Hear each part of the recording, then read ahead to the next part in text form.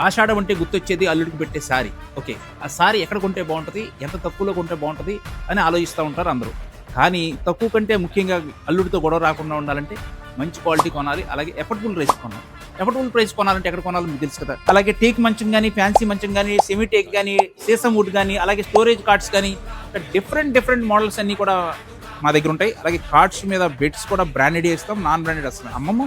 అలాగే dining sets గాని, sofa sets గాని మంచి వెడ్డింగ్ కాంబో నా దగ్గర ఉంది. మంచి వెడ్డింగ్ కాంబో మీరు చూస్ చేసుకోండి. చాలా ఎఫర్డబుల్ ప్రైస్‌కి నేను జస్ట్ చాలా తక్కువకి దగ్గరగా ఫర్నిచర్ మొత్తం కూడా సోఫా సెట్‌తో మొత్తం అన్నీ కూడా ఒక 80-90 వేల్లో నేను ఫిక్స్ చేశాను. మీరొస్తే కస్టమైజ్డ్ కింద మా దగ్గర చూసుకోవచ్చు. Best furniture. కానీ ఈ మధ్య బాధాకరమైన విషయం ఏంటంటే కొంతమంది నేను అనకూడదు. కొంతమంది ఒక ఆవిడొస్తారు.